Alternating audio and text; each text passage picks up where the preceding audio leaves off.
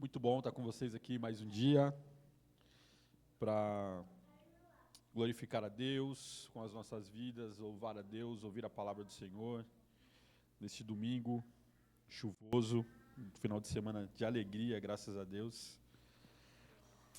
Vou pedir para vocês abrirem o Salmo 138, para a gente estar iniciando o culto. Salmo 138, diz assim: Eu te louvarei, Senhor, de todo o coração. Diante dos deuses cantarei louvores a ti. Voltado para o teu santo templo, eu me prostrarei e darei graças ao teu nome, por causa do teu amor leal e da tua fidelidade. Pois exaltaste acima de todas as coisas o teu nome e a tua palavra. Quando clamei, tu me respondeste, deste-me força e coragem. Todos os reis da terra te darão graças, Senhor, ao ouvirem as palavras da tua boca. Cantarão os caminhos do Senhor, pois grande é a glória do Senhor. Embora esteja nas alturas, o Senhor olha para os humildes. Já os arrogantes, ele os reconhece de longe. Ainda que eu passe por angústias, tu me preservas a vida, estende a mão contra a ira dos meus inimigos e me livras com a tua mão direita. O Senhor me vingará. O teu amor leal, Senhor, permanece para sempre. Não abandones as obras das tuas mãos. Amém? Amém. Senhor, nós te agradecemos, Deus, por mais um dia, por mais um domingo, pela vida, Senhor, da tua igreja, pela vida dos meus irmãos, Senhor, que estão aqui, Senhor, nesta manhã. Deus, para ouvir a tua palavra, para ter comunhão, Senhor, com os irmãos, para te adorar, Senhor, para se alegrar, Senhor, em conjunto, em família, Deus. Aquieta, Senhor, o nosso coração, Senhor, tira toda, Deus, ansiedade, tira toda, Senhor, tribulação, Senhor, que veio de fora de uma semana, Deus, de trabalho, uma semana agitada, Senhor, de cuidado, Senhor, com a casa, com os filhos, com outros afazeres, Senhor, que acometem, Deus, a nossa vida, Senhor, do dia a dia, Pai, que nós possamos, Senhor, ter tranquilidade, Senhor, para ouvir a tua palavra, Senhor, sentir a tua presença e, Deus, prestar, Deus, o nosso culto racional a ti. Deus, fica conosco, é o que eu te peço em nome de Jesus. Amém.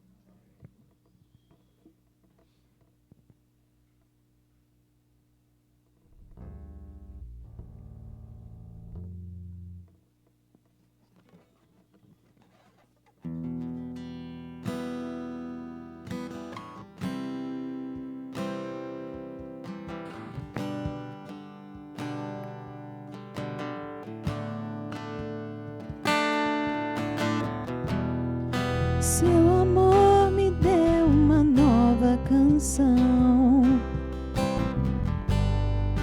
que me transformou e me deu uma direção. Me mostrou o que é o amor e hoje eu posso ver, e hoje eu posso ver. Seu amor me deu uma nova canção que me transformou e me deu uma direção. Me mostrou o que é o amor e hoje eu posso ver, e hoje eu posso ver.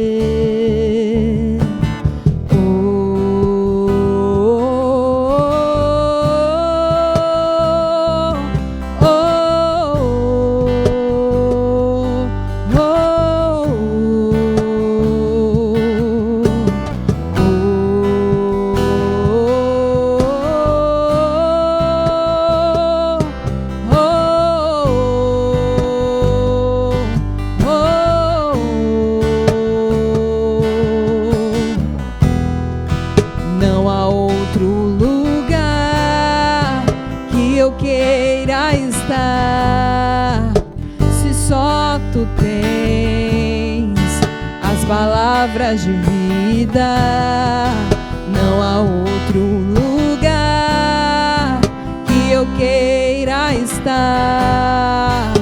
Se só tu tens as palavras de vida, não há outro lugar que eu queira estar.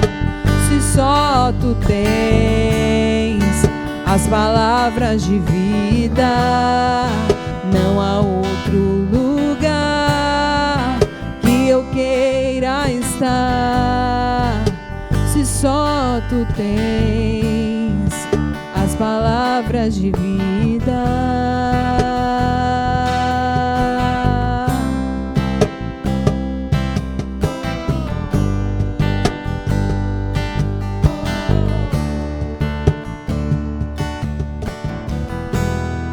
Seu amor me deu uma nova canção que me transformou e me deu uma direção. Me mostrou o que é o amor e hoje eu posso ver, e hoje eu posso ver. Seu amor me deu uma nova canção que me transformou e me deu uma direção. Me mostrou o que é o amor e hoje eu posso ver, e hoje eu posso ver.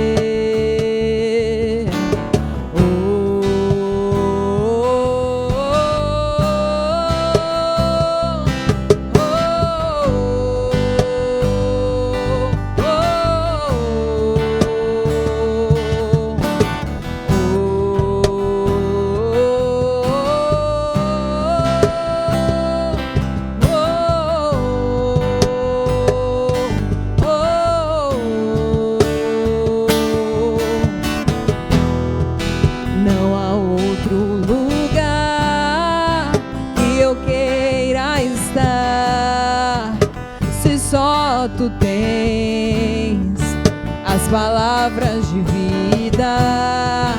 Não há outro lugar que eu queira estar, se só tu tens as palavras de vida. Não há outro lugar que eu queira estar, se só tu tens as palavras de vida. Não há outro lugar que eu queira estar, se só tu tens as palavras de vida.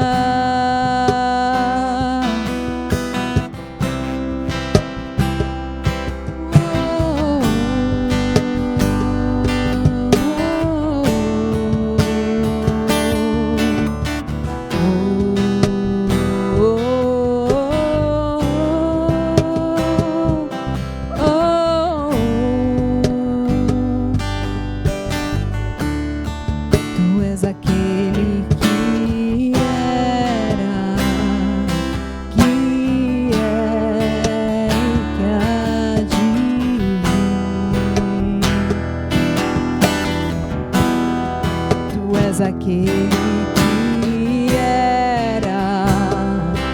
que é e que há de vir.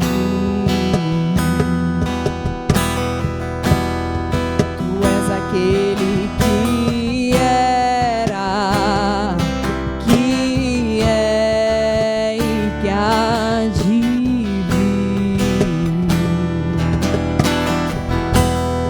Tu és aquele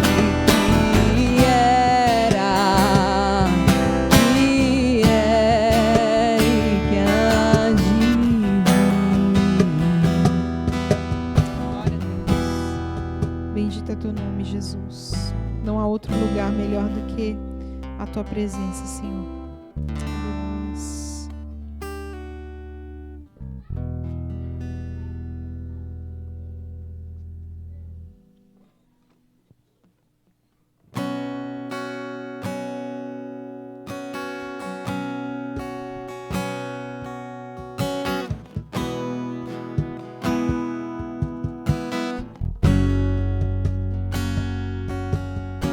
As muitas gerações rendidas em louvor, cantando ao Cordeiro.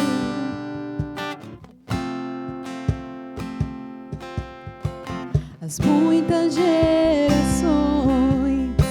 rendidas em louvor, cantando ao Cordeiro uma canção. Os que se foram e os que hão de crer, cantando ao Cordeiro uma canção. Teu nome é o mais alto, teu nome é o maior, teu nome é sobre todos os tronos e domínios, governos e poderes.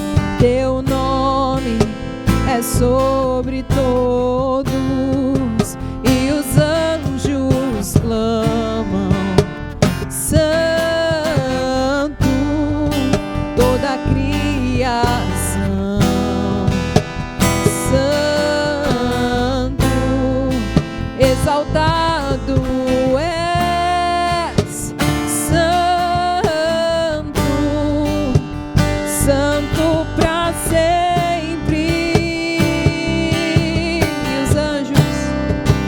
E os anjos clamam: Santo, toda a criação. Santo, exaltado és. Santo, santo pra sempre.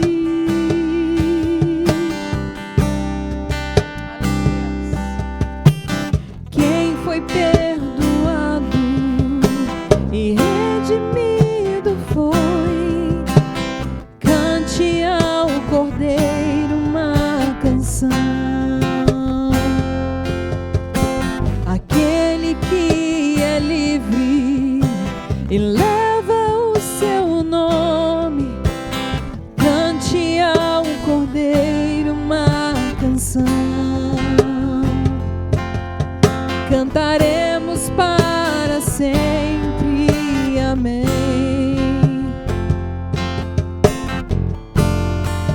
E os anjos clamam: Santo, toda a criação. Santo, exaltado és.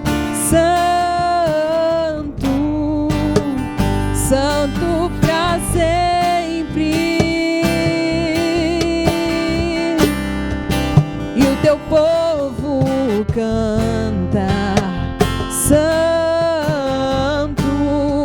sim ao Rei dos Reis. Santo, tu sempre serás. Santo, santo pra sempre. Teu nome é o mais alto, teu nome é o maior, teu nome é sobre todos governos e domínios, governos e poderes. Teu nome é sobre todos, e os anjos clamam: Santo, toda a criação. Santo, exaltado és. Santo, santo pra sempre. E o teu povo canta: Santo, sim ao Rei dos Reis. Santo, tu sempre serás. Santo, santo pra sempre.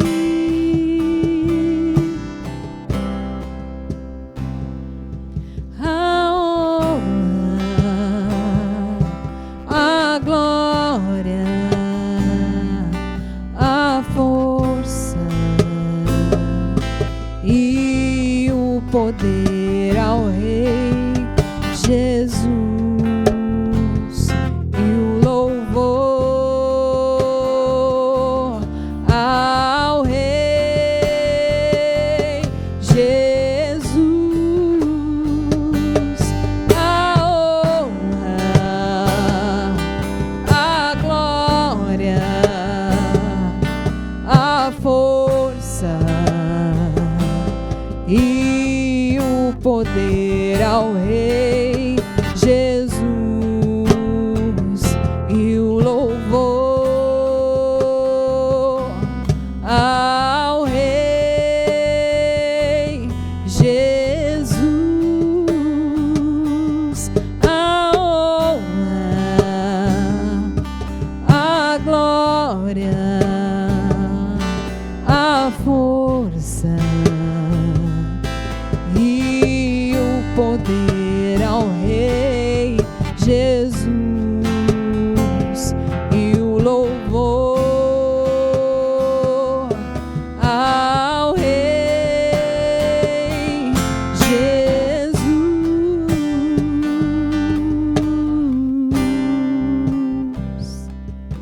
Aleluia.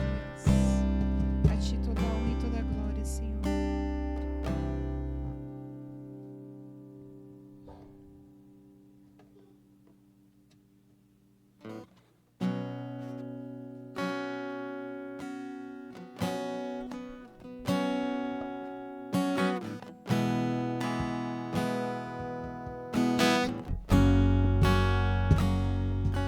Pai nosso nos céus, santo é o teu nome, teu reino buscamos,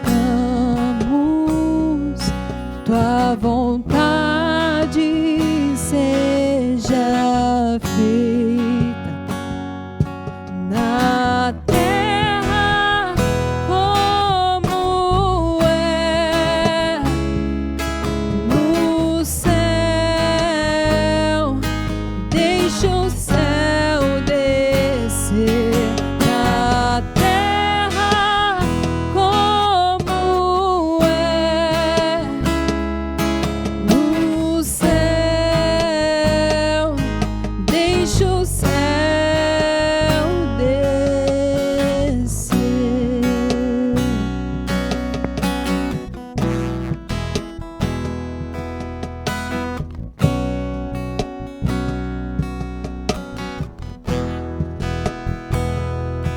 Pai nosso nos céus,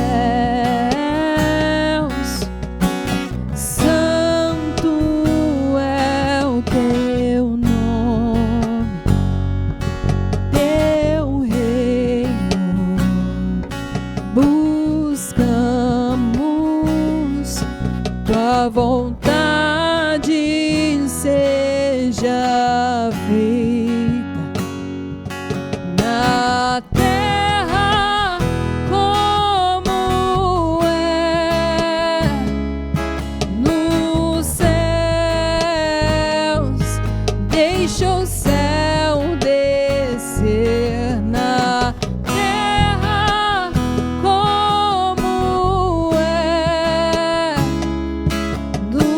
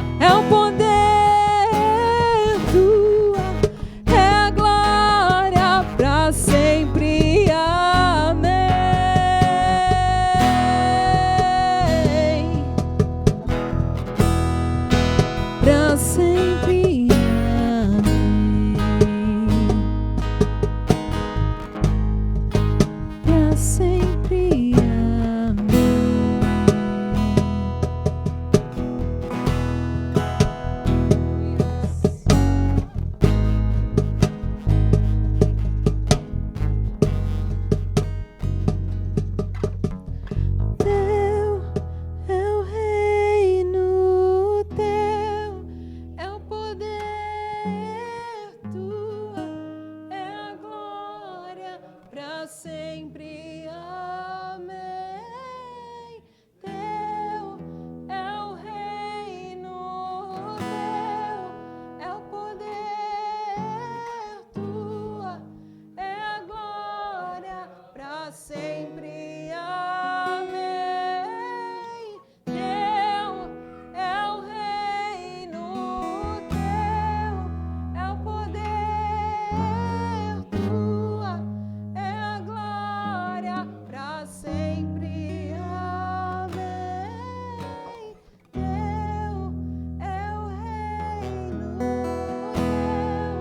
teu é o poder, tua é a glória para sempre. Amém. Aleluias.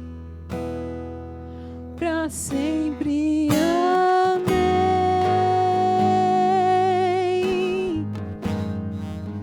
Para sempre. Amém.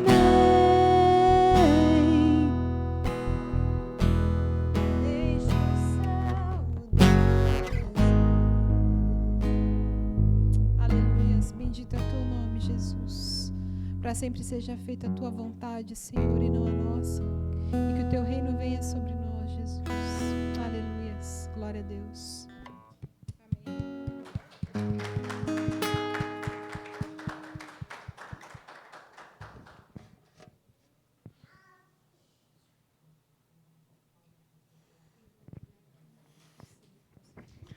Amém, irmãos. Vamos chamar então as crianças aqui na frente para a gente orar por elas, para elas estarem indo para o culto infantil.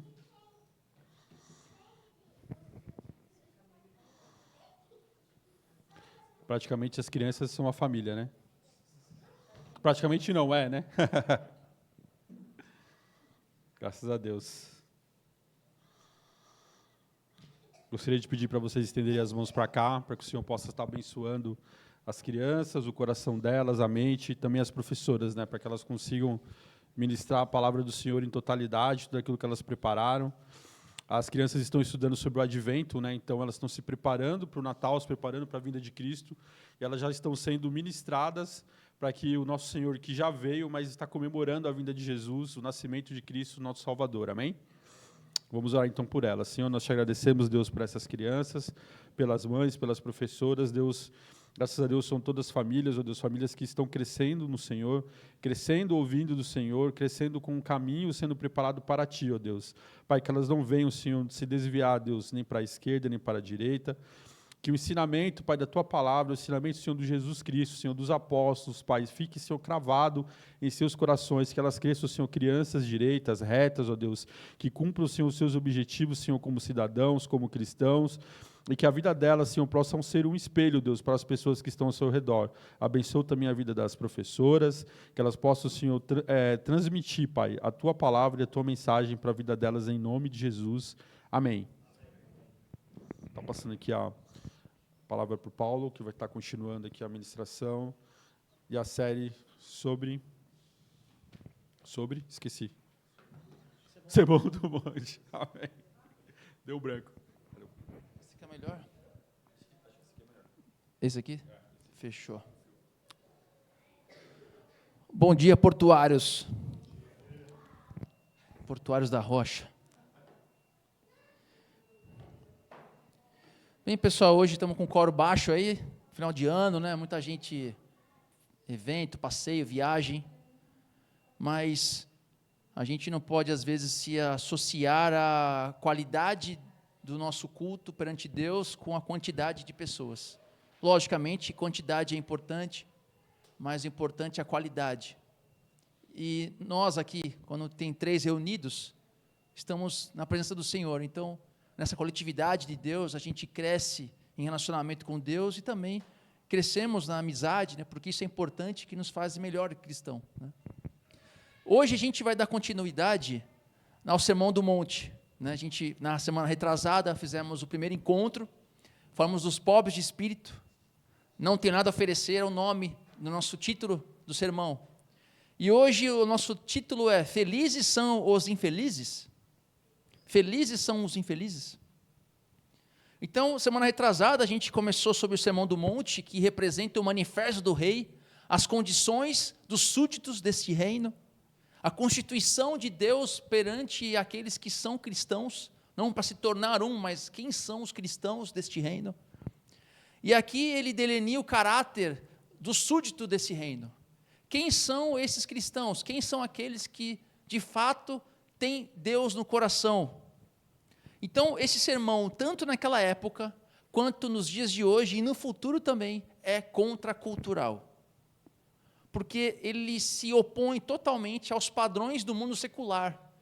Quer seja o mundo pagão, romano naquela época, quer seja o mundo secular de hoje. E principalmente quanto à religiosidade vazia. A gente viu na semana passada, semana retrasada, que Jesus ele não se associa com a ideia da religião vazia dos fariseus, e nem tampouco a visão de mundo do pagão. Então Jesus ele não se associa nem a esse lado, nem a do outro. E o cristão ele está no meio disso.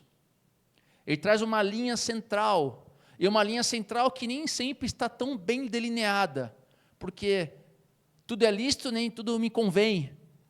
As coisas que a gente decide em certo momento podem ser não decididas do outro, porque o resultado, por mais que sejam lícitas as coisas, o resultado ilícito torna aquilo errado.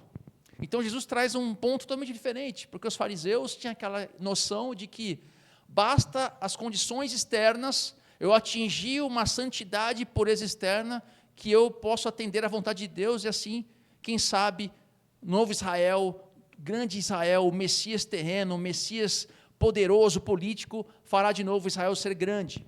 Então os fariseus, eles traziam para a sua realidade do dia comum, rituais de purificação que eram exigidos somente para o sacerdote no templo. Então imagina vocês, rituais de pureza, que eram rituais do sacerdote para ministrar no templo. O fariseu, que não está no templo, o fariseu é da sinagoga, ele traz para o dia a dia, para a vida comum, sinais de pureza. E a gente vai ver isso um pouco hoje.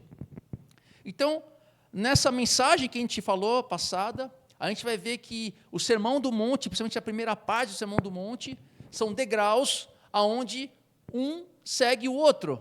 Não tem como você pular etapas da bem-aventurança do Senhor. Então, a primeira etapa que a gente viu é a consciência da pobreza espiritual, que é a condição inicial, a condição indispensável, que é o primeiro degrau para a vida do reino. Porque ser pobre em espírito é o reconhecimento total da sua falência perante Deus.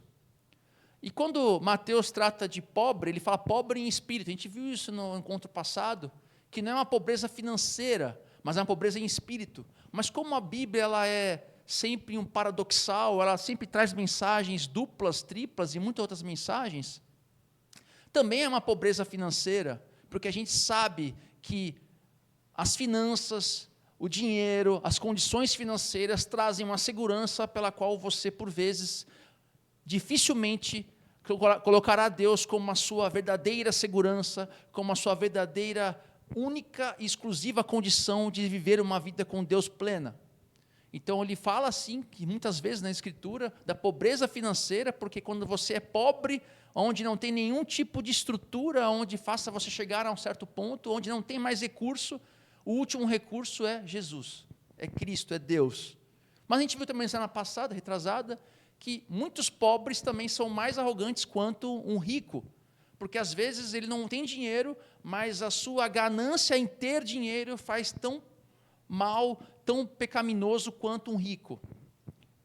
Então, a gente viu essa primeira etapa, que essa falência total, é dizer que nada tem perante Deus, exclui, se opõe totalmente à arrogância, se opõe totalmente ao mérito próprio. É admitir, eu sou um mendigo espiritual, nada em minhas mãos eu trago. E a gente fez aquela associação bem interessante sobre o fardo leve de Cristo. Venham até mim, o meu fardo é leve. Por que o fardo dele é leve? Você não tem como se aproximar de Cristo carregando coisas contigo.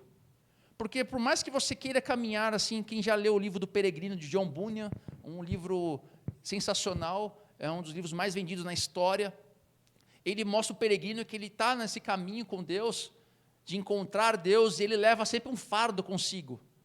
E esse fardo ele só consegue soltar automaticamente quando ele tem um encontro com Jesus. Então, quando você anda com Deus e levando um fardo consigo, você não consegue entender esse fardo leve. Então, você precisa deixar esse fardo e caminhar com Deus, que o fardo de Deus é leve. Só que a primeira etapa para você largar esse fardo pesado de você lutar contra si mesmo, com esse desempenho, você precisa ser, precisa fazer, precisa acontecer, você precisa ser um pobre em espírito. Então, hoje a gente vai ver a consequência natural, inevitável, da consciência da pobreza em espírito. Porque quem reconhece a sua miséria espiritual, qual é a consequência de quando você se aproxima de um Deus santo, onde você não tem mais nada a oferecer, onde você nada e tudo depende de Deus, qual é a consequência natural disso? É o choro do arrependimento. É o choro da sua circunstância, da sua situação perante a um Deus santo. Um discípulo que se declara pobre em espírito, mas não experimenta a dor do choro genuíno, que a gente vai ver isso hoje, demonstra uma hipocrisia, ou mesmo uma negação da gravidade da sua situação perante Deus. Isso é um perigo, porque a gente viu o fariseu e o publicano numa fala de Cristo, onde ambos se aproximam em oração, e o fariseu ele ora com um monte de rebustez, dizendo que ele não era como eles, não era como o publicano, que ele estava seguindo as normas de Deus. Mas o publicano se apresenta perante Deus numa situação de total miséria. Ele não tinha nem a coragem de levantar os olhos. Ele se colocou numa situação de, olha, eu sou um miserável. Eu sou odiado pelo meu próprio povo porque eu estou caminhando contra o Israel gigante, ao Israel do Messias político. Eu estou remando contra essa ideologia, essa ideia judaica antiga de que nós seremos a luz desse mundo, onde o mundo será regido por Israel. Mas eu estou remando contra, porque eu sou um publicano, eu recolho impostos do meu próprio povo. E ele fala assim, Deus, eu não sou nada, ser propício a mim, pecador. E quem saiu daquela oração justificado perante Deus? O publicano, contracultural. Ninguém espera um publicano ser aceito em detrimento de um fariseu que cumpre todas as normas cerimoniais. Então, esse reconhecimento do vazio, essa pobreza de espírito me leva ao choro. E aí eu queria que vocês abrissem Tiago 4, de 4 a 10, porque Tiago, irmão de Jesus, ele provavelmente se encontrou com o próprio irmão Jesus, o Deus vivo, depois. A gente vê somente em Atos Tiago como líder da igreja, mas a gente não vê antes, nos evangelhos, Tiago sendo mencionado. A gente consegue interpretar, assim, entre linhas, que o próprio Jesus, ele não foi reconhecido nem pelos seus, da sua cidade, né? A gente conhece você, Jesus, a gente conhece teus pais, conhece todo mundo aí. E por várias vezes a gente vê os irmãos meio que perdidos, né? Então, se os discípulos estavam perdidos, imagina a própria família. Mas Tiago, ele tem um encontro com Deus e ele vira um líder da igreja. E esse livro de Tiago, que é um livro da teologia prática, que quem sabe um dia a gente consegue expor ele aqui para vocês, porque é um livro excelente. Tiago 4, de 4 a 10, parece que ele dá uma análise do Sermão do Monte desses primeiros 3 bem-aventuranças. E nesse texto aqui eu não vou avançar para a terceira bem-aventurança, que é o do Alex, que ele vai fazer isso semana que vem, mas esse texto aqui é bem interessante, que também trata da mansidão. Mas vamos dar uma lida aqui. 4, de 4 a 10. Adúlteros, vocês não sabem que a amizade com o mundo é inimizade com Deus? Portanto, se alguém quiser ser amigo do mundo, faz-se inimigo de Deus. Ou vocês acham que é sem razão que a Escritura diz que o Espírito que Ele fez habitar em nós tem fortes ciúmes? Ele, porém, concede-nos graça maior. Por isso diz a Escritura, Deus se opõe aos orgulhosos, mas concede graça aos humildes. Portanto, submetam-se a Deus, resistam ao diabo, e ele fugirá de vocês. Aproximem-se de Deus, e ele se aproximará de vocês.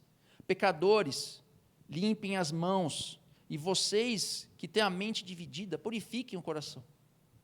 Entristeçam-se, lamentem-se e chorem. Troquem o riso de vocês por lamento, e a alegria por tristeza. Humilhem-se diante do Senhor e Ele os exaltará. Aqui ele chama de adúlteros aqueles que adotam o padrão do mundo. Ele fala assim, olha, você ou é amigo de Deus, ou você é amigo do mundo.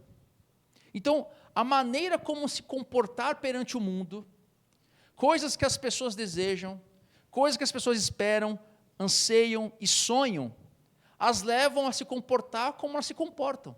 Então, se nós fazemos essas mesmas coisas, somos movidos aos mesmos desejos e anseios como todos, nós seremos o quê? Normal. Seremos normais. Só que Jesus não chama a gente para ser normal, porque ser normal, ele fala aqui em Tiago, que é ser amigo do mundo. E ser amigo do mundo, que a gente acabou de ler, é não ser amigo de Deus. Então, como a gente começa a caminhar nessa amizade com Deus, é o oposto disso, desses anseios, porque a sociedade impõe a gente é o quê? A ser sempre mais e melhor, não importa como eu chegar aos meus objetivos, eu quero chegar nos meus objetivos, não importando os meios para isso. É sempre eu. Só que o oposto da amizade de Deus é humildade, que é um contraponto da arrogância. Então, o amigo do mundo é o arrogante, o amigo de Deus é o humilde. Então, submeter-se a Deus é não ser arrogante, que coloque você em primeiro lugar. Então, o verdadeiro amigo de Deus, ele não coloca a si mesmo em primeiro lugar, ele coloca Deus em primeiro lugar e os outros, juntamente consigo, nesse caminho da amizade com Deus.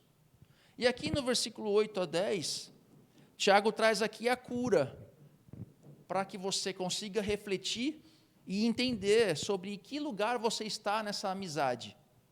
Então, a cura é aproximar-se de Deus, limpando o coração e limpando as mãos, que é o que ele fala aqui. Purifiquem o coração, limpem as mãos.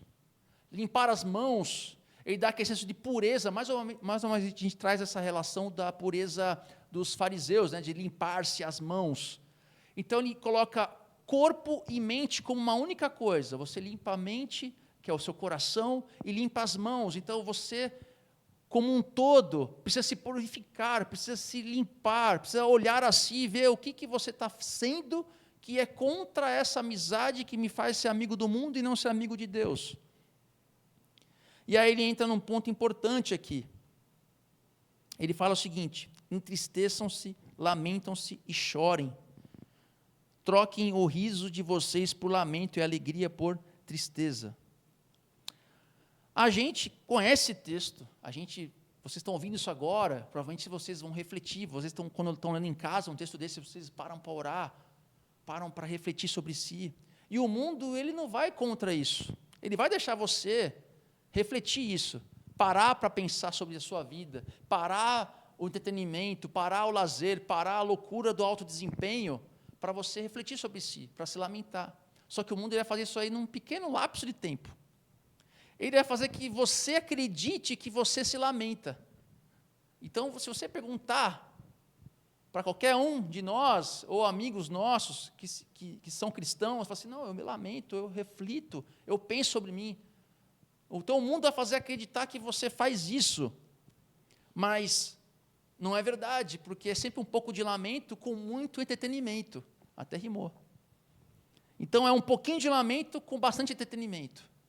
Porque, na verdade mesmo, Deus não quer que você fique deprimido. Né? A gente vê isso na igreja, você tem que estar sempre, vamos embora, firme, legionários, vamos lá, legendários, né? Vamos embora, vamos subir a montanha. Na verdade, Deus quer você feliz. Você precisa ser feliz. E isso é uma mensagem que a própria igreja traz para você. Então, você já vem corrompido do mundo, com toda a mensagem de autoavaliação totalmente corrompida, onde o que importa é você só buscar cada vez mais alcançar os seus objetivos, alcançar o seu propósito. E quando você vem para a igreja, em vez de ser contracultural, a gente ouve mais do mesmo, só que com um molho do evangelho deturpado em cima. Então, você sai daqui fazendo o mesmo que todo mundo. Isso é contracultural. O evangelho tem que ser contracultural, não isso. Então, por isso que a gente vai falar hoje. que é o bem-aventurados os que choram, pois serão consolados. Mas que tipo de choro é esse? Como é que a gente consegue entender que choro é esse? É qualquer choro? Né? É qualquer tipo de choro? É uma emoção? É uma tristeza? Como é que é? Então, uma ilustração. Imagina você, não é por ter perdido algo, ou perdido alguma coisa, uma carreira, não é isso. Imagina você, alguém que você ama muito, e essa pessoa também te ama muito. E essa pessoa que te ama muito, ela não está legal esse dia, ou ele não está legal esse dia. Vocês vão saber que vocês vão se encaixar nessa história. Tá aquela cara esquisita, né? Então o Alex não acordou meio esquisito. Aí fala assim, Alex, o que aconteceu? O que você está assim, Alex? Não, nada não. Não, mas fala para mim o que foi. Você está assim por quê? Não, nada, estou bem, estou legal. Deixa eu aqui sossegado aqui, depois a gente conversa. Aí insiste mais. Fala, então beleza, você quer ouvir? Então vai ouvir. Lembra aquela coisa lembra aquilo? Lembra tal coisa? Você fez isso, fez aquilo outro. A resposta que eu vou dar aqui é aquela resposta que deveria ser. A pessoa que está ouvindo aquilo, fala, caramba, começa a passar um vídeo daquela coisa que ela está falando ali, do que viveu. Aí você fala, caramba, realmente, cara, eu não pensei nisso. Olha o que eu fiz, olha que atitude eu tive. Olha que coisa horrível. Olha, por que eu fiz isso? Por que eu fiz isso? Começa a refletir. Você começa a entender que realmente aquela pessoa está certa. E aí você fala assim, caramba, você se sente, vem aquela coisa dentro de você e fala, caramba, realmente eu não consegui alcançar o amor que aquela pessoa merece. Eu frustrei o amor dela por mim, porque eu não atingi esse objetivo. Eu não alcancei o amor que ela merece na contrapartida do que eu deveria ser. Então você vem aquele sentimento de dentro para fora, falando, cara, eu sou um fracasso, como alguém que ama. E aí aquilo te domina e você chora, você se entrega àquilo. Lógico que muitas vezes essa discussão não acontece assim, né? Você fala, você está mentindo, não foi assim não. Então estou tentando dar uma outra visão do que deveria ser. É você se perceber que você é limitado, que você é falho, que você é incapaz de ser bom o suficiente para quem você ama, diz amar, e para quem ama você. Esse é o choro de Mateus 5,4. E esse é um choro que não é um choro que nasce de uma resposta de falta de amor, que você reflete sobre aquelas ações que aconteceram, mas é um choro que vem do Espírito Santo dentro de você, que brota em você, quando você abre os olhos, quando a profundidade da santidade de Deus perante a sua pequenez e fragilidade e pobreza em espírito. É você olhar para o seu pecado e para a graça de Deus e falar assim, caramba, Deus, se não fosse a tua graça, eu estava lascado, estava perdido, porque sem a graça de Deus, eu não chego em lugar nenhum. É aquela graça de Deus, aquela pobreza de espírito, fala assim, caramba, eu sou ninguém, eu acho que eu sou alguma coisa, tudo que eu conquistei, eu sou um mordomo perante tudo isso, e aí quando vem a graça de Deus e te encontra nessa situação, você chora, porque é a presença de Deus ali. Só que é um choro paradoxal, porque Jesus fala que é abençoado. Ele fala que é abençoado esse choro, é feliz, cara, é feliz. E a gente viu no nosso último encontro que essa felicidade, essa bem-aventurança, pela língua portuguesa não consegui retratar perfeitamente o grego, não é uma felicidade circunstancial, onde eu preciso conseguir alguma coisa para ser feliz, ou buscar ser feliz. É uma felicidade que é perene, e é uma felicidade constatada, tipo um carimbo, pum, você é feliz. Mas eu não sabia, mas você é, porque eu estou falando que você é. Não é você chorar para ser feliz, porque quem chora é feliz. Aqui Jesus está falando isso. E aí, primeira parte aqui que a gente vai discutir é o choro abençoado, os que choram. Qual o significado desse choro? O termo grego utilizado aqui, o grego ele tem muito mais palavras, muito mais variedades para tratar do mesmo assunto. Então, no português, choro, e choro é para tudo. Você chora para qualquer coisa, é tudo a mesma palavra. Mas no grego, esse choro aqui é uma palavra para designar um choro de luto, de perder alguém que você ama muito. É como se morresse alguém e você morresse um pouco junto. Imagina uma pessoa que você ama demais, que morre ou que já morreu, e você ter aquele sentimento, caramba, morreu um pedaço de mim que nunca mais vai ser igual. É esse é o choro. É um choro de uma perda, de um luto absurdo.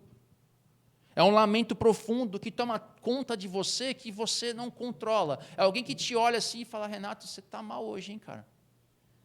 Você não está bem. Porque esse lamento, esse choro, essa dor, essa agonia, ela te transforma, que você, até a sua fisionomia é outra. Você não é o mesmo. Nós vemos na história que o mundo oferece 1000 razões para você chorar. Cara, é perdas, é dores, é injustiça, é frustração, é atrás de frustração, né? Eu não quero ser o descoaching aqui, que, né, da tristeza e frustração. Mas lembra você aqui, ó, Eclesiastes 7. Abrem Eclesiastes 7, 2, né, que a gente trata aqui como se fosse Salomão que escreveu, né, grande parte, o mais sábio. Então, aqui, nesse trecho, fala da sabedoria. Aqui, ele fala o seguinte, capítulo 7, versículo 2. É melhor ir a uma casa onde há luto do que a uma casa em festa, pois a morte é o destino de todos. Os vivos devem levar isso a sério. A frustração é melhor do que o riso, porque um rosto triste faz bem ao coração. O coração do sábio está na casa onde há luto, mas o do tolo na casa da alegria. Olha só, melhor é onde há luto do que onde há festa. Ontem eu fui no stand-up, muita risada. Nossa, eu fiquei com dor na barriga de rir.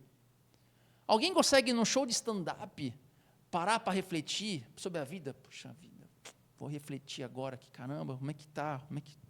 Olhar para si mesmo. Não, é um momento de dar risada, de confraternizar, de ser feliz. Estou falando que a gente tem que só ser depressivo. Mas aqui ele fala onde há luto, porque onde há luto você reflete o destino da vida, o sentido da vida, a razão de viver. Quem aqui já foi num funeral, num velório, passa por isso. Ninguém vai no velório e fica lá e não acontece nada, e vai para casa e nada aconteceu. O cara foi e voltou igual. Não, cara. Você reflete, você pensa. Quando você vai no velório de uma mãe de alguém, você quer falar com a sua mãe que está viva, você glorifica a Deus pela vida dela, você ora pela sua vida, você pensa sobre isso, você reflete sobre isso. E às vezes você até chora por isso, porque a dor do outro também te comove e você chora por isso. Então, mas esse choro de Jesus não é esse choro da frustração, o choro de ver uma injustiça, é o choro que declara ser bem-aventurado. E esse choro é diferente por conta disso, dessa bem-aventurança. Não é um choro de quem perdeu algo material, mas é o choro de quem percebe o próprio pecado diante de Deus Santo. É o choro do arrependimento. E esse sermão também fala comigo. Quantas vezes eu caí nesse choro do arrependimento e falar, Deus, eu não sou nada perante Ti, Deus.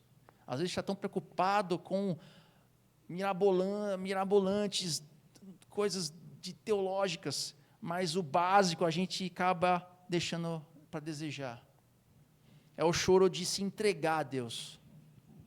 É uma dor real e espiritual que vem do âmago do ser que você não controla, não é emoção de uma música cantada. Viu, Andressa? Muito bem cantada, viu? Feedback positivo, né? Foi muito bom. Você pode chorar no culto, amém, chore na música, amém, tudo isso aí são ferramentas para te aproximar de Deus, só que esse choro do arrependimento é aquele choro que essa dor que vem de dentro que você não controla. E o mais louco disso, porque às vezes as pessoas entendem que caminhar com Deus é caminhar contra algo, contra uma punição, é o medo de não ser punido, você caminha com Deus, olha só que relacionamento horrível. Você andar com Deus com medo dele te punir, então você cumpre algo para que ele não te puna. Às vezes, evangelisticamente, até serviu, né? Meu pai andou na igreja um tempo, eu falei, pai, você vai para o inferno assim, pai. Imagina todo mundo no céu e o senhor sozinho no inferno, vai ser terrível para o senhor. Eu sabia que eu estava falando tudo errado, mas aquilo tocou o coração dele, ele foi por medo. Mas isso não dura muito, porque precisa ser tocado por Deus.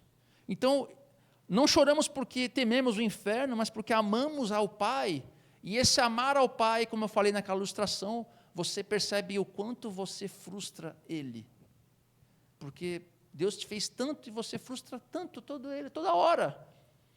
Eu falo, Deus, como é que o Senhor me ama? Porque eu sou um zoado, porque eu frustro esse amor o tempo inteiro, eu faço coisa errada o tempo todo.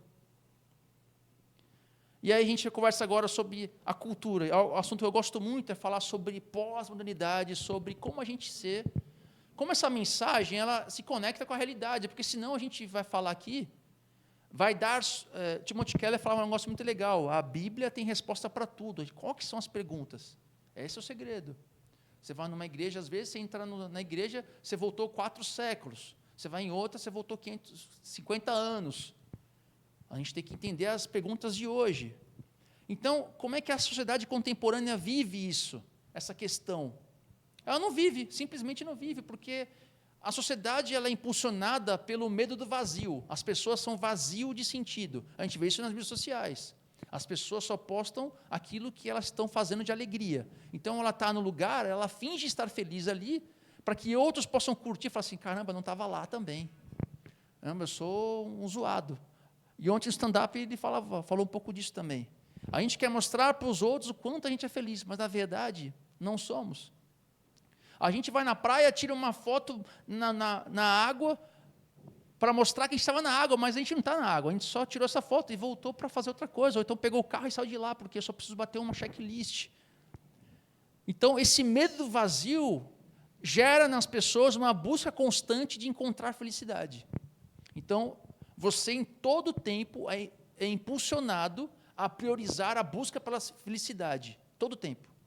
E como é que ela se retrata na sociedade atual? Através do consumo. Então, saiu o iPhone, sei lá qual que está agora, sei lá, não sei, 17. Você tem o 16, mas já não serve mais, tem que ter o 17. Então, a minha felicidade está quando eu alcançar esse objetivo. Então, a vida nossa é uma vida constante, em constante busca para ser feliz. E nesse processo de busca constante para ser feliz, você é vazio, mas você não tem tempo para pensar sobre esse vazio. Vocês já conversaram com pessoas que no trabalho, fala assim, olha, e aí, beleza, tal? Caramba, você já refletiu sobre a sua vida? Cara, já ouvi muita resposta, não, nunca fiz isso. Cara, já cansei de ouvir isso. Nunca parei para pensar. Porque a pessoa é tão nessa busca incessante de desempenho e de mostrar aquilo que ela não é ou que ela quer ser, ela não para refletir o quanto ela é vazia de sentido. E a pessoa, não sei, nunca parei para pensar. Então, quando vem a dor, quando vem o sofrimento para aquela pessoa e ela para em si, aí vem o quê? Desaba, porque ela está construída nessa busca incessante de ser feliz. Então, a gente está sempre buscando o bem-estar. E aí, com essa busca de bem-estar, a gente é incentivado a evitar qualquer coisa que me faça sentir dor. Você é feito para não ter dor, meu. Tá doendo, está errado. Você é feito para não manifestar culpa e nem ter dor. Então, você é apático. É uma sociedade anestesiada. O mundo grita, seja tão feliz quanto possível. Não importa os meios para alcançar isso. Então, você tem que buscar para ser feliz. Só que essa felicidade nunca acontece. Ela não tem referência. Então, quando a gente fala da bem-aventurança, parece loucura. E é uma loucura até para o crente, cara. Olha só como a gente vive o evangelicalismo zoado. Porque essa cultura da busca incessante por ser feliz, onde você é vazio, mas não pensa nisso, que não dá tempo, o mundo te ocupa de um monte de coisa para você não parar para pensar em quem você é. Você chega na igreja e a igreja só reflete o mesmo discurso, só que com um pouco de molho de evangelho. Pega o evangelho, adapta para fazer você entender que não, tem um propósito nisso. Deus tem um propósito. Você tem que ir para a cabeça, você tem que ser líder. Onde já se viu? Onde já se viu, cara? Você tem que ser líder. Você não pode estar onde você está, não. Está errado. Deus tem uma vontade. Só que quando você começa a ratear e não vê chegar a lugar nenhum a sua busca incessante de ser feliz, aí ele fala assim, olha, Deus permitiu, mas não é a vontade de Deus. A vontade de Deus é para cá. Se está vivendo assim, é porque Deus permitiu. Ou seja, você vive incessantemente essa busca da vontade, de estar no centro da vontade de Deus. Cara, isso não existe. Isso não existe. Então, o triunfalismo cristão adentra a igreja com o mesmo discurso de você precisa buscar sentido, está dentro de você, Jesus está em você, bora, vamos lá. Cara, isso não é evangelho. Você sai daqui igual lá fora. Então, a igreja, em vez de ser esse lugar contracultural, ela também anestesia mais ainda o crente. Então, o crente está na vida comum, ele é anestesiado. Chega aqui, em vez de te dar uma adrenalina em você, te dou mais anestesia. Você sai daqui mais anestesiado ainda. Então, você vive nessa busca sem sentido. A igreja é um lugar de entretenimento, um clubismo religioso, onde ninguém sente dor e ninguém reflete a sua própria dor e a dor dos outros. Então, ninguém se conhece, ninguém se abre, e vivemos igual a todo mundo. A gente não tem a necessidade de chorar. Só que o Sermão do Monte, ele oferece uma contrarresposta sobre isso. O Evangelho confronta essa cultura anestesiada, que celebra essas coisas. E ela fala, olha, chorar é bom, é feliz quem chora. Maçonaria fala que chorar não é coisa de homem, mas tem que chorar. Chorar é coisa de homem, coisa de mulher, coisa de nós, cristãos. E esse choro do mundo, quando há um choro, ele é autocentrado. Até nisso a gente é egoísta. Até para chorar é egoísmo. Porque você chora somente quando você perde, quando você não alcança, aí você chora. Você não está pouco se lixando no choro que é movido pela dor alheia, ou pela dor de não fazer aquilo que Deus espera que você fizesse. Isso é a dor real. O mundo lamenta o que perde, o discípulo lamenta o que é. Então você chora pela essência, não pela perda ou por não conseguir algo. Você chora simplesmente porque você é aquilo. E essa geração, por conta dessa busca incessante de sentido, onde nega o seu próprio vazio, ela diz o seguinte, olha, todo mundo faz isso. Fala para você, olha, por que você não faz isso? Todo mundo faz isso. Como a igreja é mais do mesmo, mais um lugar de anestesia, você já começa a endurecer o seu coração e a fazer o mesmo como todo mundo. Você se mistura a todo mundo, você faz mais do mesmo. Só que a contracultura do Sermão do Monte nos leva a negar isso. A negar essa apatia que me faz não refletir sobre o meu próprio vazio e a fazer como todo mundo as coisas. Ela fala o seguinte, cara, você tem que sentir a dor à distância de Deus e clamar por misericórdia. Quem faz isso? Então, o choro do reino é o sinal de uma alma alcançada, tocada pela graça, que já não consegue mais conviver com o pecado, apesar de você ser sempre pecador. Por mais que você queira arrancar de você, está sempre grudando de volta. É o choro de Pedro, que negou o mestre e chora amargamente. Ele chorou amargamente nesse encontro com Jesus. Quando ele bateu o olho em Jesus, ele já... Foi igual a conversa do casal. Ele já viu a imagem dele. Falou, não, que eu não vou negar, eu estarei com você. Quando ele vê Jesus, Jesus só olha para ele, ele já cai em pranto, porque fala assim, caramba, eu falhei. É o choro de quem diz, Senhor, eu não ando bem contigo. Senhor, eu estou bem devagar, estou cambaleando contigo. E esse choro, assim como toda a Escritura é maravilhoso, porque um texto oriental, ele tem sempre sentidos opostos, mais do que 2 sentidos, para determinado assunto. E esse choro aqui, ele tanto é vertical como um choro horizontal. Porque a intensidade desse luto, desse choro interno, é abençoada em 2 eixos. É um choro vertical em relacionamento a Deus e um choro horizontal em relação ao mundo. É um choro vertical quanto ao meu pecado, que mancha o meu relacionamento com Deus, e é o choro da consequência do meu pecado e do pecado do mundo na realidade. Porque, cara, a gente não é um monte de ermitão que quer ficar num monte lá, só lá, eu vou subir um monte, e fica todo mundo lá, chorando, tal, vivendo um evangelicalismo individual. Porque nós vivemos no mundo caído, e a dor e a maldade alcança a gente. Quem aqui nunca passou uma maldade, uma frustração, ou uma consequência de alguma coisa que ela não teve culpa, ou mesmo a própria dor da perda, e que ninguém tem resposta para dar para você? Não vai vir um cara lá, Renato, Jesus é bom. Você está com um negócio terrível acontecendo. Tem fé. Jesus é bom. Isso tem um sentido. Deus tem o melhor para a sua vida. Aí você vem com aquele texto base, querendo te fazer um monte de coisa. Cara, você não tem autoridade para decidir o que vai ser melhor para a sua vida. Por mais que boa vontade eu tenha de falar para você coisas legais, mas quem sou eu para te prometer que vai ser melhor? Amanhã depois pode ser ainda pior, meu. Não é isso que me faz caminhar com Deus. Então, esse choro vertical pelo pecado é no âmbito do relacionamento com Deus, é a dor do próprio pecado e da consequência dele. Cara, o pecado, ele tem uma consequência que às vezes atinge pessoas inocentes, cara, e essa é uma dor que está na sua conta também, tem que te fazer sofrer.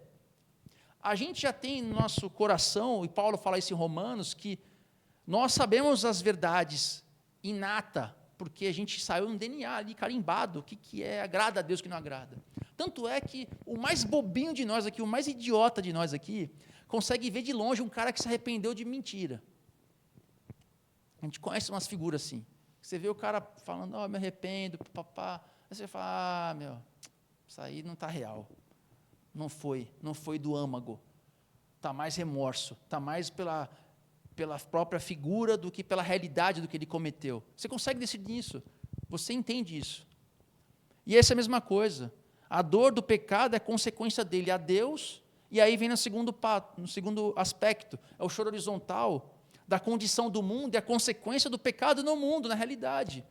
Esse crente louco que quer viver, passando a vida, quero viver logo, morrer logo, porque eu quero ir para o céu, isso é loucura, não é evangelicalismo. Existe uma realidade que Deus quer restaurar, que nós somos instrumento dela nesse mundo corrompido. Então, a criação somente será renovada por meio dos seus instrumentos, que somos nós, pequenos cristos, nesse mundo. Então, o nome da realidade humana, não há como chorar pelo pecado sem chorar pela consequência dele no mundo. Então, esse choro, ele estende ao choro da miséria. Hoje, a gente está no Instagram, está na TV, a gente vê uma reportagem falando sobre pets, sobre panda, a próxima postagem morreu 20 pessoas num terremoto, a próxima postagem, olha, abriu um restaurante novo. Você já perde o senso da dor, porque notícias entre mortes bizarras, coisas horríveis, junto com um panda, junto com abrir um restaurante, e você vai colocando aquilo como, isso vai te cauterizando, que você não sente mais a dor do mundo. É mais um que morreu, é mais os crentes que pegou fogo lá, mais uma igreja que caiu, mais isso que aconteceu, você já não dá atenção mais a isso já não te dói mais. Não te dói mais. E eu estou inserido nisso aqui também, às vezes me cauteriza a dor alheia, e a gente quer trazer justificativas para isso, ou então a gente passa batido mesmo, não fala nada e bora para a próxima notícia. Somos bombardeados com informações. A morte e a dor virou um mero número, uma mera informação, aonde não nos faz doer mais. Então, o choro autêntico, que nos leva a ver a condição do mundo, é você olhar o mundo, ver toda essa desgraça acontecendo e falar, caramba, são ovelhas sem pastor. Como nós, como instrumentos de Deus, que vamos aqui domingo fazer esse culto aqui, estende a mão e ora, o que a gente pode fazer para estender a mão do mundo? A gente é em poucos, mas a gente pode fazer alguma coisa. Não para afagar o nosso ego, porque isso também pode acontecer, quando a gente faz o bem, a gente está, em vez de afagando a nós mesmos, fazendo para a gente, mas como consequência da dor do mundo, eu chorar com a dor alheia e fazer algo para que diminua essa dor. Isso é um choro real. É um choro que pega todos os nossos sentidos. É um choro totalmente conectado com a compaixão e misericórdia. Não é um choro da perda por mera perda. Não é autocentrado. E aí vem na segunda parte, o consolo do rei. Pois serão consolados. Serão consolados.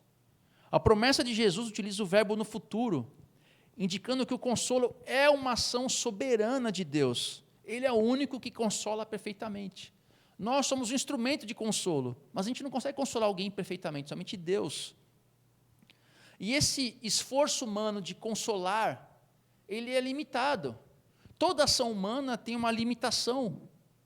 A gente pode fazer algo, a gente pode utilizar outras ferramentas de consolo, autoajuda, pode utilizar, não há problema nenhum nisso, mas o verdadeiro consolo é através do Espírito Santo, através da palavra de Deus, através de Deus, através dos seus filhos, que são os cristãos nesse mundo.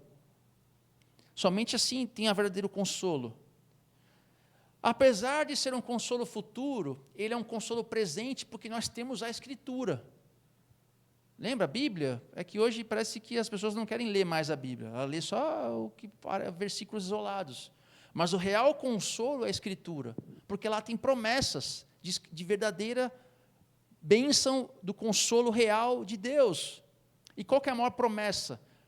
Quando a gente vê a promessa futura, onde o novo céu e nova terra será feita, onde não haverá mais choro, ninguém mais saberá o que é choro. O que é choro? Eu não sei. Caramba, não sei o que é chorar. Falaram que existia lágrima. Lágrima? O que é lágrima? O negócio cai no olho, ninguém vai saber. Vai ser um negócio que ninguém mais sabe o que é. Esqueceram o que é chorar. E essa promessa futura me traz consolo presente, porque eu sei que tem um Deus que sofreu para que eu tivesse alegria. Não a alegria de ser um CEO, para ser um empresário famoso. Posso até ser, mas esse não é o foco. Jesus não morreu para o meu bem-estar. Jesus morreu para eu ser salvo. Então, é o consolo futuro. São lágrimas que levam ao Pai. Não é mera emoção. Infelizmente, até a música cristã, o worship, algumas músicas, quer dizer, a grande parte delas, elas são muito autocentradas no eu. Eu. E você perde esse senso de coletividade e esse senso de confissão. É só eu, e aí fica essa chororô. Um chororô emotivo. É mais emoção do que conversão. Só que a verdadeira tristeza da alma é aquela que vê o seu pecado perante a santidade de Deus. Então, quando você, mais uma vez, se declara pobre em espírito, você se apresenta perante Deus, é uma luz, imagina um holofote de estádio em você, aonde até sua camisa que você achava que é branca, ela está encardida. Fala, caramba, minha camisa aqui, eu achei que era da Insider, meu cupom, aproveitar e falar do meu cupom, agora tudo é assim, né? Você vê no Instagram, qualquer coisa, então, aproveitando aqui meu cupom, aí tu vai lá a camisa assim, caramba, mas a camisa eu achei que era branca, mas ela está toda encardida, porque essa proximidade com Deus me mostra o quanto eu ainda sou pecador na frente da sua santidade. Essas lágrimas também não são de desespero, mas de encontro, porque é um choro que, além de me levar a esse estado de falência que me leva a chorar, também é um choro de encontro, porque ele me leva aos braços do Abba. Abba é paizinho. Jesus chama Deus de paizinho. É o Abba o Bernamini fala, é deitar no colo de Deus e sentir os batimentos do coração dele. É você sentir, caramba, eu estou aqui com Deus consolado. Eu sei aonde eu posso ir com Deus.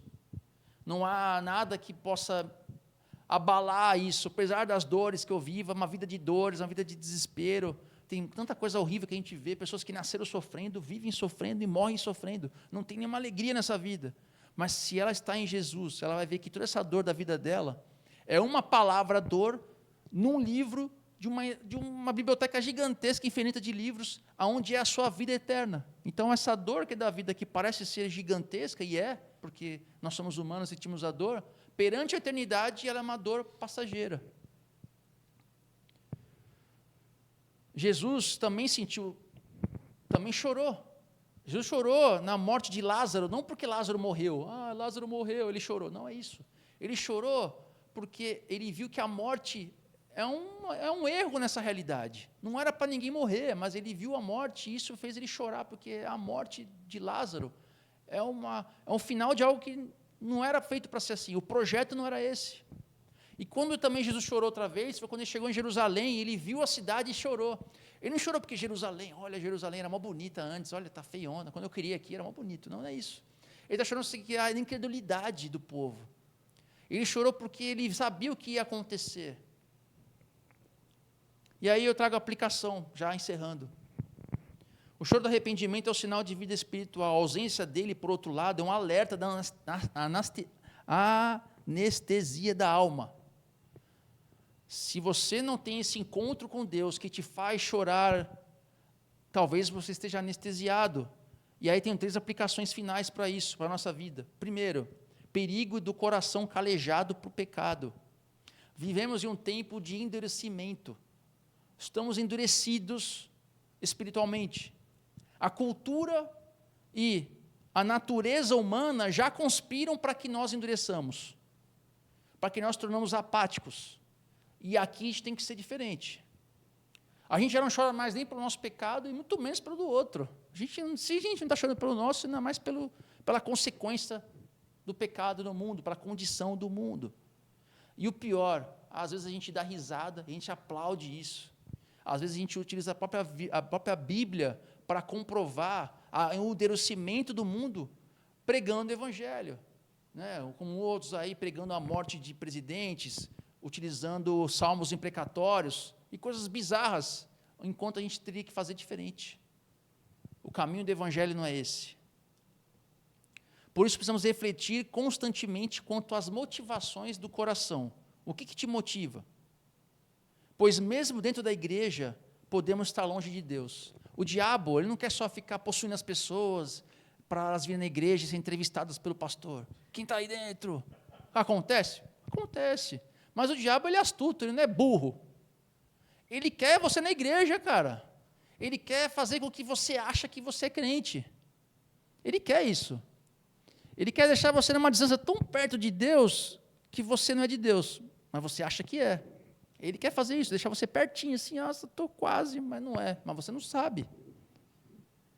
Você vive uma religião nominal, do clubismo religioso. Você tem um cartãozinho aqui da Portuários da Rocha, dos portuários. Eu sou um portuário, eu tenho aqui no ógimo da igreja, sou estivador da rocha, e acha que já era, está aqui, está bom, beleza. Não. Para o discípulo de Cristo, vigilância constante. Não podemos deixar que o pecado se normalize. Não deixe se normalizar, não se conforme ao mundo. Paulo fala isso em Romanos lá também. 2, a proximidade da santidade de Cristo revela a nossa miséria. O Evangelho exige uma distinção radical entre os tipos de tristeza, nesse versículo. Quem realmente anda com Cristo percebe que quanto mais perto da luz, mais você percebe o quanto você está longe dele, o quanto você está entristecendo ele através de quem você é. Você vê a sua sujeira do pecado, e isso deve te levar às lágrimas, porque é como eu falei no início, você está frustrando quem te ama. Então não é um mero choro de dizer que tem pecado que te paralisa, não, é um choro que te faz caminhar mais e mais com Deus. É o choro que vai te libertar, porque você vê o quanto está longe dele. E por último, a vida cristã é um paradoxo, porque ela é cheia de alegrias, mas cheia de tristeza também. Aí estou de coaching. A vida cristã também não tem promessa boa, não. É paulada também. Não vai ser fácil. É cheia de dor. Mas é ter tudo com Cristo, mas ao mesmo tempo dizer que não tem nada. É ao mesmo tempo ter tudo com Cristo e reconhecer que sem Ele também não tem nada. É justamente esse reconhecimento de que tem Cristo, que tem tudo, mas não tem nada. É a verdadeira felicidade prometida na bem-aventurança. Então, por isso que a vida no reino não é felizes os infelizes. A gente não está sendo chamado para ser um monte de crente carrancudo, e aquela cara horrível, né? O crente chegando, não é isso. Mas sim, é feliz os quebrantados. O choro do arrependimento é o início da verdadeira caminhada com Deus. Então essas lágrimas não podem ser de fraqueza, de paralisia, de apatia, mas elas são um sinal de que, Deus, eu estou querendo caminhar contigo mais. Bem-aventurados os que choram, porque serão consolados. Felizes são os que choram diante da graça, porque encontram o consolo do Abba. Que o Espírito Santo nos leve a essa consciência profunda, que choremos não de desespero, mas de arrependimento, e que experimentemos o consolo eterno daquele que nos chama de filhos. Vamos orar? Que você agora possa parar. Às vezes a gente está no culto aqui, mas nossa cabeça está em outro lugar, nosso coração está em outro lugar, estamos pensando na segunda-feira já, no final do mês, não sei o que está te pegando aí, mas que você possa parar de vez, parar agora, freio de mão, e reflita na sua vida, naquilo que Deus fez por ti. Sabemos que a vida com Deus não é baseada em obras, porque se fosse, esse sermão do monte já seria uma negativa e ninguém seria salvo. Mas, por nós sabermos isso, nós já choramos, porque entendemos da misericórdia, da graça, da compaixão de Deus que nos transforma, porque não somos dignos da presença de Deus. E essa indignidade da presença de Deus possa nos mover na sua presença em choro. Ó Pai, transforma o nosso coração, Deus. Quebranta esse coração, ó Pai, apático, esse coração de pedra, o meu coração de pedra, o meu coração apático. Pai, em nome de Jesus, me transforma e transforma todos aqui, Deus. Não é porque eu preguei que eu vivo isso, mas essa mensagem também me alcança, Deus, e alcança todos aqui, Pai. Nos transforma, Deus, que reconheçamos nossa pobreza de espírito, para que possamos chorar na Tua presença, de uma forma de dizer, Deus, nada sou sem Ti.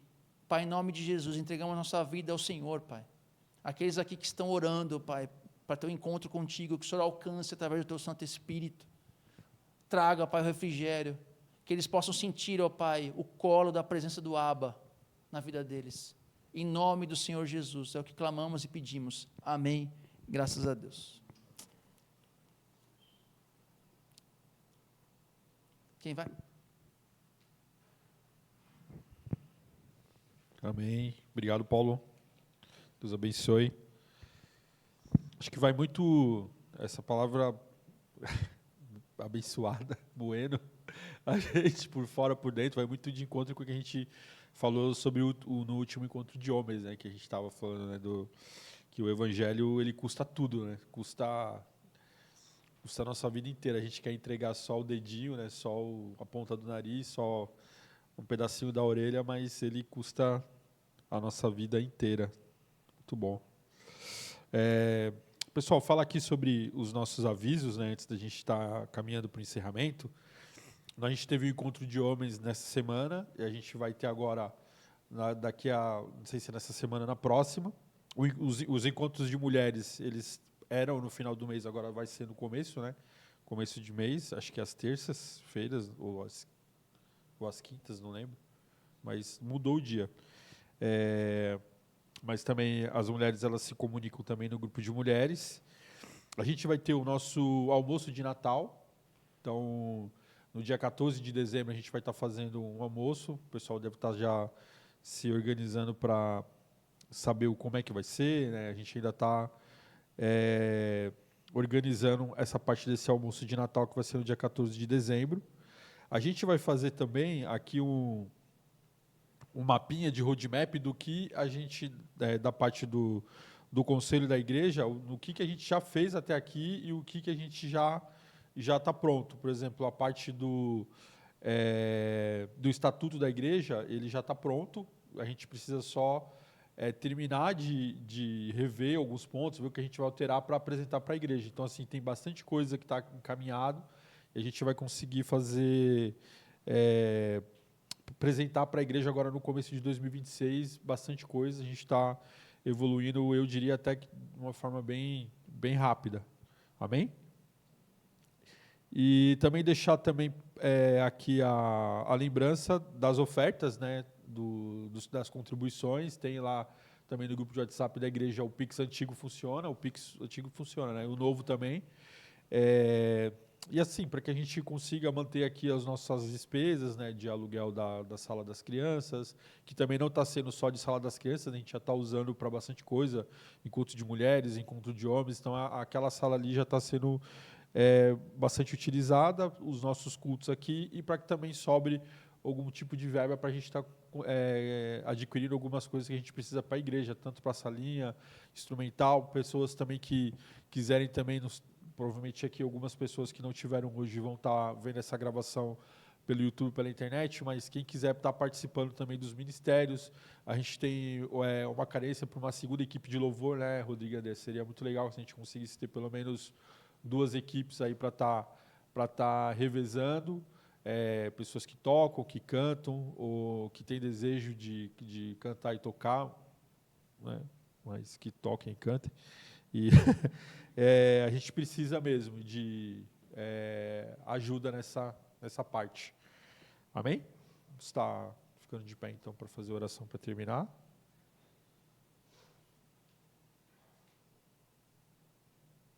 Amém, vamos orar. Senhor, nós te agradecemos, Deus, por este culto, Pai, por essa reunião, por tudo, Senhor, que foi falado, pelo que foi pregado, pelo que foi ministrado, Deus, que a gente possa meditar, Deus, na Tua palavra, nessa mensagem, no Sermão do Monte, Deus, nessas etapas, Deus, nesses quesitos que um cristão, Deus, precisa cumprir, precisa ter, se ater, e se a gente fizer, Pai, uma avaliação honesta da nossa vida, honesta da nossa conduta, Deus, diante do Senhor e diante daquilo que o Evangelho, o que Jesus ele requer de nós, o que o mundo como testemunha que eles são de nós como cristãos, Senhor, nós estamos longe, Deus, muito aquém daquilo que nós precisamos ser, Deus, que o Senhor tenha misericórdia das nossas vidas e que a gente possa trabalhar, Deus, e buscar, não nas nossas próprias forças, mas através do Teu Espírito Santo, mudar esse quadro, Deus, fazer mudanças necessárias e, às vezes, uma pequena mudança a cada dia ou um desejo de uma pequena mudança pode refletir demais, Deus, começando pela uma vida de oração, começando, Deus, por uma vida de leitura da palavra, porque é a Tua palavra que vai nos transformar e vai nos direcionar para aquilo que o Senhor quer mudar nas nossas vidas, Pai. Abençoa a vida de cada um que está aqui nessa manhã, das crianças, das irmãs que estão ministrando para as crianças, e todos aqueles que queriam estar aqui, mas não puderam estar por motivos diversos, por trabalho ou por alguma enfermidade. Deus, que o Senhor possa alcançar cada um, trazendo, Senhor, a cura, trazendo, Senhor, o ânimo novamente, ou que na próxima reunião, Senhor, eles possam estar reunidos conosco. Deus, encontra, Senhor, a cada um aqui, Senhor, de forma especial, Deus, a cada um dos nossos irmãos, também abençoa as nossas vidas, Senhor, durante a próxima semana. É o que eu te peço e te agradeço em nome de Jesus. Amém. Cafezinho, não vou embora.